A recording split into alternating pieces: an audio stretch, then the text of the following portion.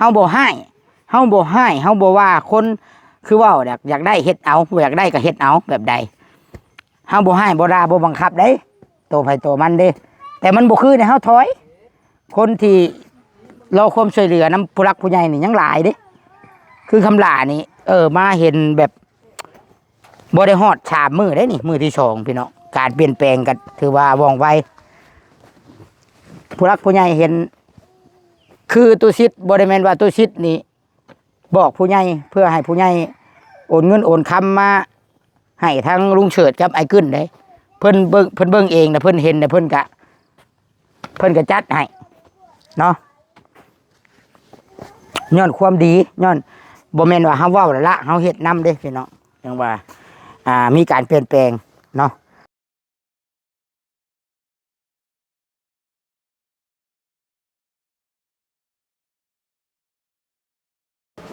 มาพี่น้องมากินข้าวคลิปนี้ต่อจากคลิปกินนี่แหละอย่ามันยาวเนาะมันสิยาวเดี๋ยวให้สิไปเรื่อยๆ2คนเขาเบ้าแซนยันมาช่วงแรงข่อยคิดว่าได้ยันอยู่ยันมาช่วงแรงเคยมาจำนั่นเนาะแม่นทำได้เพิ่นมา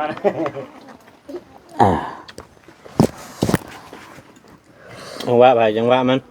เราส่งหาอยู่เมื่อวานนี้ว่ารถเขาได้บ่วะข่อยว่าได้อยู่รถไถชิเจ้าไปนะได้ละถามข่อยย่างเอาว่ะให้เด็กน้อยเอารถจักรเขามาส่งว่าวานนี้ข่อยสิลองเอารถเขามาเบิ่งแล้วเล่าเข้ามาบ่บัดนี้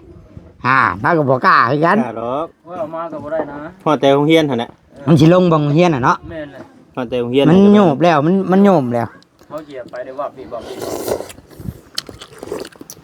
มันสิเป็นดินแบบเฮาเอาเข้าเฮือนคำลานี่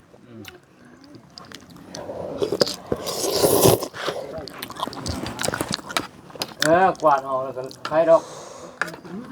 ฮะพอยปัด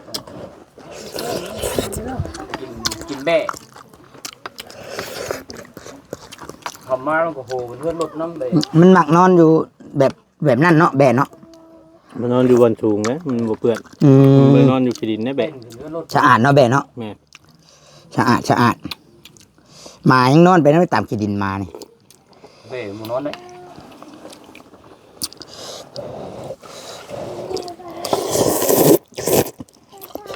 ยังสบายอยู่ยังได้เลี้ยงเบ้เนาะอยู่ตรงนากันเนาะเลี้ยงอยู่ได้เขามันบ่กินข้าวเขาให้มันก็มีบ่แบะกินข้าวนี่แหละมันเป็นบางพันธุ์บ่เขากินก็กินบางพันธุ์นี่กินข้าวบ่งัวนี่ข้าวข้าวเขียวเฮานี่กินข้าวกินก้าเขาเห็นบางโตนั่นกินแต่ห่วงมันกินตอนเป็นหมากบางโตก็กินแต่ตอนห่วง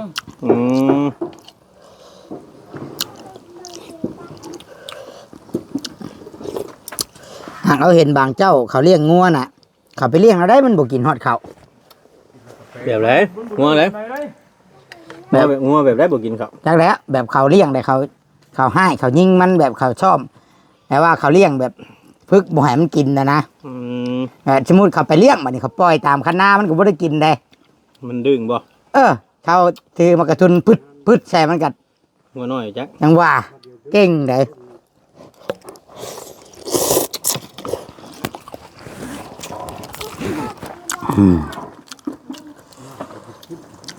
แดดออกแล้วบัดตามที่เขาเบิ่งนี่แบบนั้นแหละเมื่อวานนี่มืดมาทางเขาออกแต่นี่วานนี่เนาะเขาออกเมื่อก็เป็นฝนตกรอบแรงเขายังสิไปหาป้าแอเบิ่งไปได้เนาะลุยยังอยากลุยกับฝักพรได้อยากลุยกับฝักพรได้ยังคึงมาอันนี้เบิ่งอย่าไปเตะขากล้องกันตอนแรกเอาเขาก็ได้แล้วกูอยากลุยก็ได้ยังคือเดียวกาบมันบ่ฮ้อนคำมันแดดนะพากันยุดด้วยมันแดดมันสิแล้วพอแห้งเนาะ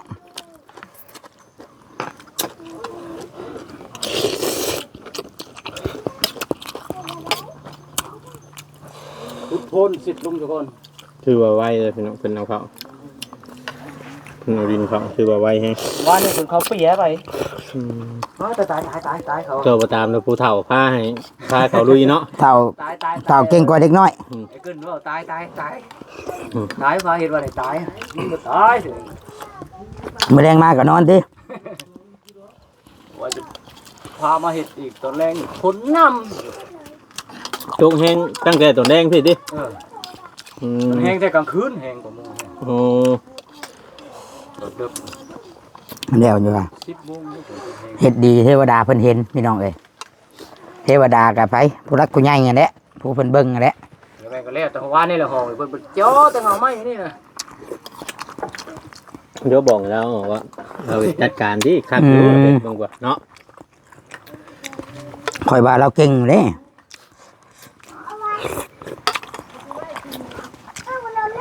เฮ็ดหน้าโต๊ะหน้าหยังก็จักบ่ได้ไปจักเพิ่น หน้าโตแบบไหน บ่ได้ว่าซำนี่ ไว้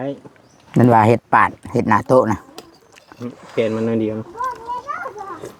เอาไว้เฮ็ดเอาไว้จูดยามหนาวเด้เนาะ เฮาตัดมันกาดได้มันก็แห้งเขาวยามหนาวเฮาก็ดังไผ นึงได้เอาขึ้นได้แต่ว่า กิ่งมานี่แหละกิ่งมาใกล้ๆนี่แหละ อยู่แล้วถ้าดินแห้งแล้วจะกินได้ แม่น มีเปียกบ่ได้โอ้ยบ่ได้ดอก ไว้ มันจูบบ่ โอ้ยจุ่ม มันนักได้อัน นักได้ กูคิดเลยไม่เปียก เอาเคนยกให้อยู่ดิเอาสลิงเนาะสลิงได้สูตรขึ้นจังได้เอาก็เป็นตอไม่กระยุงนี่โว้ยชายอันสเปซเขาเฮ็ดนี้น้อยหนึงก็บ่เหลือ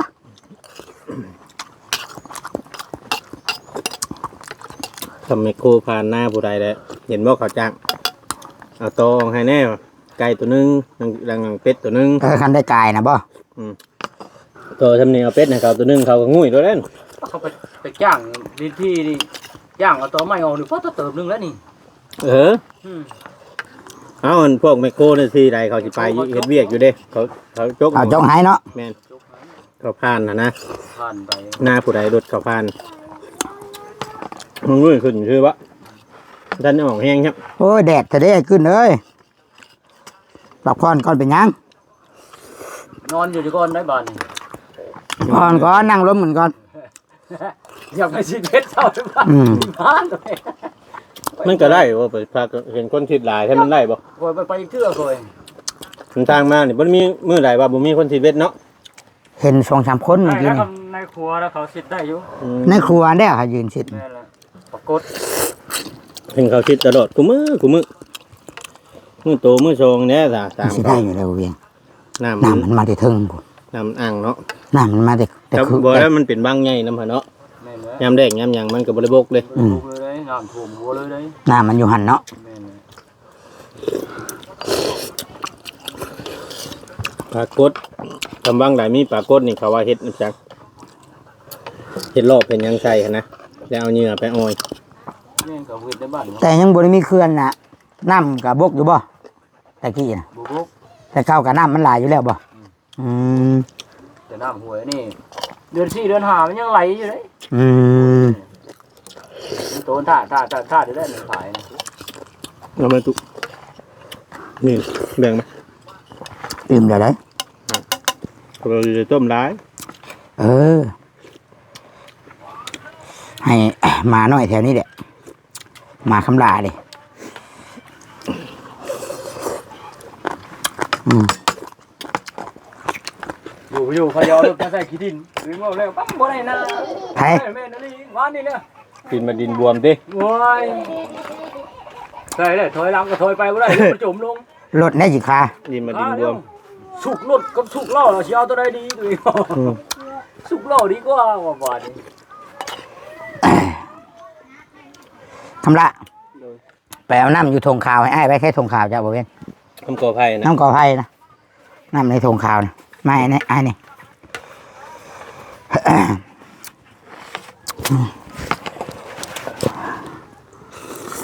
บอบดเขามาจากมุ้งชาวบ้านนี่ดู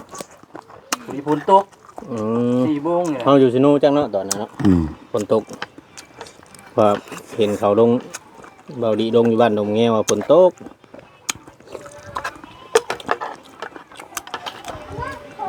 อยู่เชนู เขาอยู่ชิโนูนะตอนนั้น เดี๋ยวมาทางนี้มืดอยู่หวาน ตอนเขาออกเมื่อ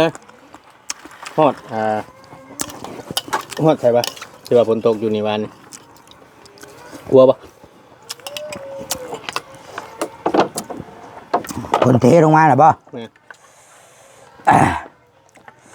พอดีฮอดแถวครัวเนี่ยบ่พอดีขึ้นโน่นนั่นโน่นหัว บ่วะ โน่นหัวน้อยนะบ้านนี่แหละ วันนี้บ่คือมื้อ บ้านนี้ขึ้นโน่นหัวน้อยนะ อืม มันก็ทึงลงเนี่ย มื้อนี้ก็จะนอนเช้าอีกแล้วนี่ โอ้ยขอโทษพี่น้องเลยเนาะ มื้อการ มันอิ่ม มืดเลยต้องไปสิโนน บ่ได้แม่นสินูได้ทางพุ่นน่ะพี่สินูอยู่พี่ได้คำหลายเอ้ย พี่มันแกงเฮ็ดบ่ได้ ทางแกงเฮ็ดทางนี่พี่ได้นี่ทางบ้านดงแง้วพี่ได้ทางนี่เนาะสิ โอ้ยนี่มันจะบอกแกงเฮ็ดมันเอา ทางลงมาแง้วพี่เสยโน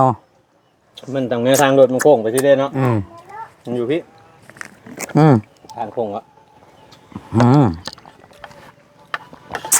มันเรียกเขาว่าเขาลงกำลืมทิศเนาะพาเรามาไปสิเนาะ ค่อยไปใจก็ต่อ เจ้าลงกำบ่ลงดงเฮ้ยเจ้าว่าอยู่ ทางย่างตะกี้พี่ เจ้าลงอยู่ดงเฮ้ย เข้าไปลงนี่แหละ แล้วคนบ้านยังมาส่งเจ้าไปเลย บ่จักกัน ขอเข่าน้ำเขาอีก ทหารบ้านอะไรยังวะ ได้เข่าแล้วว่าสิเมื่อบ่เมื่อวะลุยต่อไปหายิงต่ออีก ทหารอยู่แถวบ้านรักเจ้าฮกนี่แหละแถวบ้านนาธาตุนี่แหละ เขาจนออกน้ำบ่นะ บ่ได้ออกน้ำแล้ว ยังบ่ทางเฮือนนั่นแหละ ไปหาอยู่หากินนี่แหล้วบ่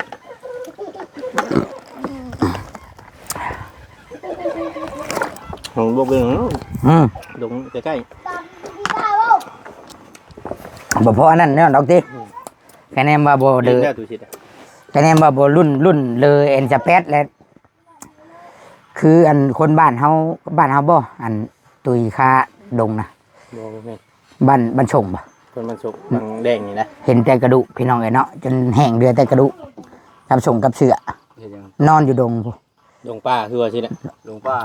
ดงป้ายัน อัน เด้อ จักที่แม่นหยังแหน่บัดผลสุดท้ายมันเฮาบ่จักเนาะ มันจนแห้งแล้ววะ อื จักมันยังแล้ว จัที่แม่นยังเทื่องูครบงูหยัง เพื่อนยิงกันตายก็บ่รู้ แม่น มันมีหลายอย่าง นี่หลายอย่างบางเทื่อขาดบางเทื่อถึกขาดถึงยังได้แก่ไปไว้อยู่ป่าอยู่ดงเฮาก็บ่จักดอกนี่แหละเพิ่นจังว่าบ่ให้ไปตลอดชอดแชดเนาะ บางต้นก็จอบยิงว่าสัตว์ว่าชามันยิงแล้วมันตายเลยก็แล้วเลย แม่น จังไปเอามือ จนเรือแห้งเรือแต่กระดูกคนไปเห็น คนไปเห็น โดนเด้จ้ะ แห้งเด้อ มันโดนเกิน เพิ่นสิชื่อแต่ส่งเสือแน่เนาะญาติพี่น้องก็ เราก็สิหาแล้วคนป้าหาเนี่ย เขาแจ้งอยู่แจ้งว่าบ่เห็นเนาะเขาแจ้งว่าอยู่ว่าบ่เห็นว่าจักไปไสว่ะ หาอยู่น่ะ กินแล้วจ้าบอกเลย11 โมงก็ได้ หาอยู่มันน่ะมันบ่เห็นได้จ้ะเห็นได้จ้ะ อืม หาอยู่มันบ่เห็นของแนวตามคนยังบ่ตายยังว่าเอิ้นเนาะ ยังว่าขาดเด้ ยังว่าขานเอิ้นกัน ลืมถือเข็มออกมาว่าสิเอามาเลย อ้างแหละมันจังนั่นเนาะเอามาอ้างชื่อเลย กินแล้วสิซักให้ มันคือคำแบบนั้น มันหลอด เขาบอกกินนี่มันก็ยังบ่ได้สนใจเขาบอกชื่อได้จ้ะมันบ่ย่านเนาะ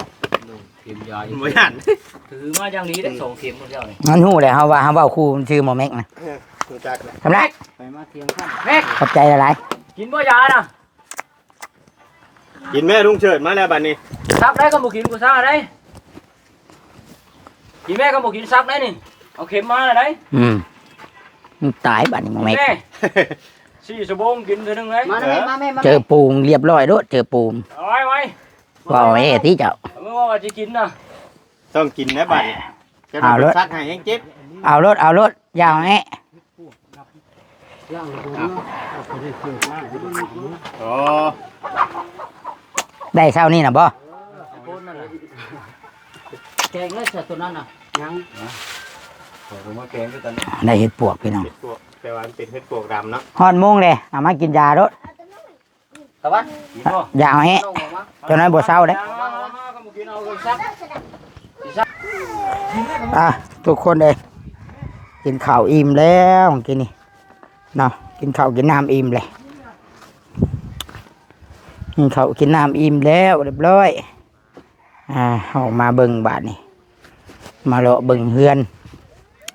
ของคำละเนาะกะถือว่าเซอร์ไพรส์อยู่ได้ทุกคนได้เซอร์ไพรส์อยู่บ่น่าเชื่อว่า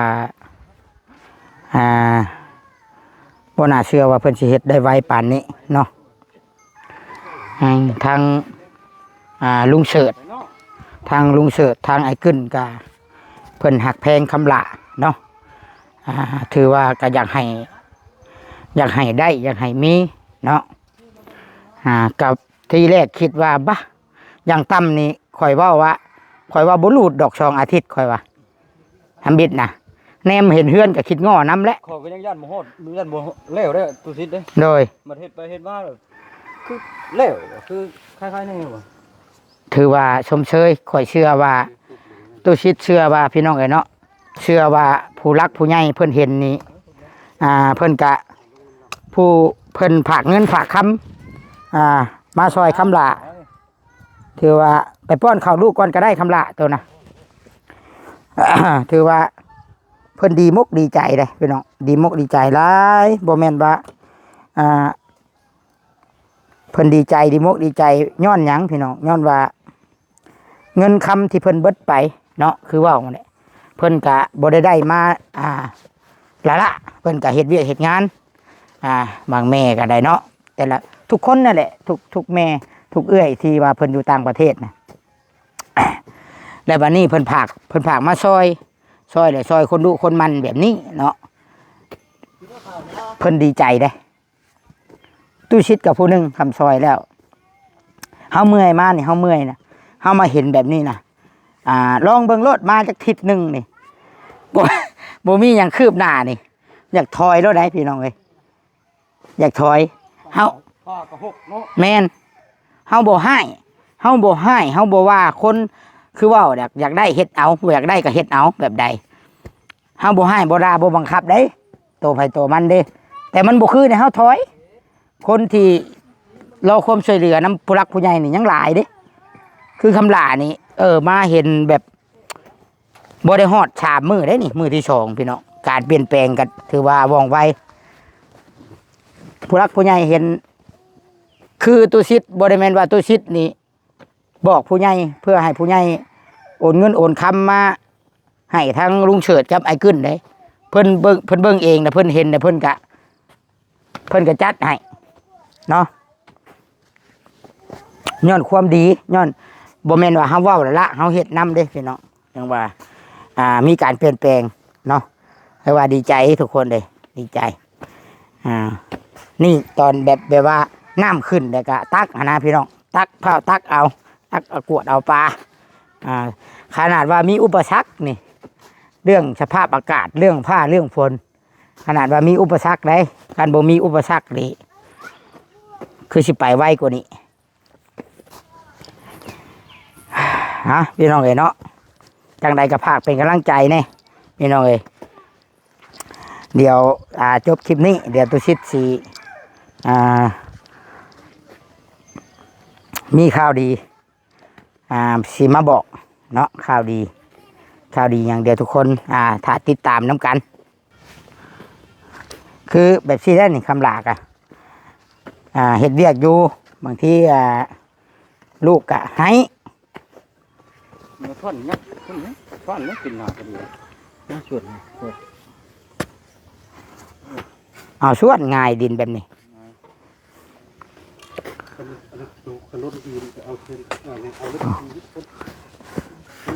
ง่ายสูตรพอส่งว่าวได้นี่วับจับเจริญบางทีเฮ็ดเวียกอยู่กับลูกให้คำลา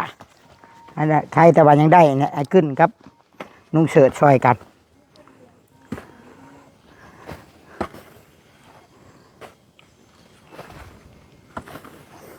ภาษาพ่อลูกอุ่น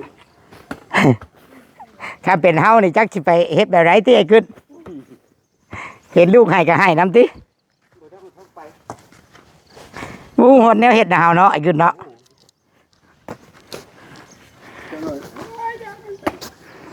เพียงก็ให้มันสิให้ก็ลดลูก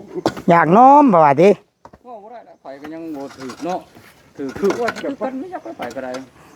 จักให้เฮ็ดลูก จำเป็นเนาะ จำเป็นนี่แหละจำอยู่มันใจแข็ง บ่เลยเฮาว่ามันยันบ่ได้คือคำลาดอกลุงเชิดเอ้ยพอลูกอ่อนอยู่บางคนบัดยังว่ามีพ่อมีแม่ไดมีมีน้องไดพอได้ช่วยอันนี้บัดผู้เดียวบ่ดีนี่ เบิ่งลำ เรื่องหรือว่าเบิ่งอันคลิปอันโตไปตาสุจักก็ยังน้ำตาตกหมูมีแล้วตู้ซิดแห่งบ่กล้าปะน้ำหมู ฮะ หมูมีพ่อมีแม่แห่งบ่กล้าปะน้ำหมู นั่นแล้วยังวะ มีพ่อมีแม่อยากปะเลย นั่นแล้ว นี่ว่าสิปะน้ำไผ นั่นแล้วเฮาเว้าอยู่คันว่ามีพ่อมีแม่ยังว่าป้าไว้แหละเฮาไปหาเงิน อันนี้ปะบ่ได้เด้อหมูมีไผ อันนี้รถจักสิปะแนวใดอันนี้น่ะ มันตอนคำเว้าลูกกับบัดตอนนั้นน้ำตามาก่อนแล้วนะครับ ยังว่า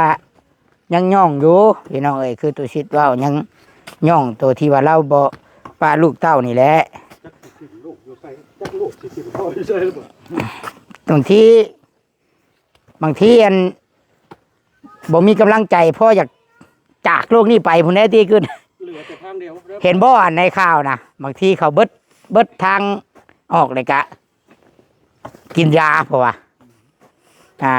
อันในข่าวเห็นอยู่ข่าวอยู่ไทยอันรุ่นขึ้นรถขึ้นรถอันนั้นชาเมลูกอ่ะนะขึ้นรถแล้วกะอัดประตูรถไว้แล้วกะเอาควันไฟอบบาดนี่ข่าวแต่กี้นะ ตายแบบประเทศลูก ว่าแบบจะสิทรมานคือเก่าเนี่ยแบบฉันกะอีบาปเด็กน้อยอันนี้ยังว่าเด็กน้อยบ่จักหยังอ่ะนะอันนี้กะทำคำลาสิเบิดกำลังใจกับสิทำนองนั้นแหละ เขาอยู่ได้เมียเขาก็จะให้ฆ่าลูกทิ่มโยบ่จำเป็นแล้วมา เนาะ สาธิตเพลงสาธิต บ่ได้เลยคือผมจะเอาเมียไปให้ขาลูก สร้างเว่าแท้ สมมุติว่า บ่เอาเด้จ้ะ เอาตัวใดสิเอาตัวใด เอาลูก แน่ เอาเมีย บ่เอาเมียติ เป็นไรก็จิไปทางว่าไปเด้อ อืม อย่ามาใกล้เด้อเมีย ฉันคอยบ่เอาบ่ว่ามันสิไปผู้บางคนโอ้เอาลูกเล่นลูกทิ่มแล้วกูมาทางนี้ว้ายขนาดลูกเจ้ายังขาพวก อันน่ะพี่น้องล้มกันดิดล้มไปล้มมาสิเต็มเลยเด้สิเต็มเลยเด้พี่น้องเอ้ยเนาะคลิปนี้กะตู้ซิดสิขอจบคลิปไว้ก่อนคลิปต่อไปก็มีเซอร์ไพรส์แน่นอนเลยพี่น้องคันตู้ซิดได้มาเนาะต้องอยากให้มันสำเร็จเนาะแห้งบุกบืนไปสิเฮาแห้งชมเชยรวมถึงผู้ใหญ่แต่ก็ FC ที่เบิ่งต้องดีใจน้ำแน่นอนแหละเนาะโอเคพี่น้องคลิปนี้ก็สบายดีพี่น้องเลยเนาะ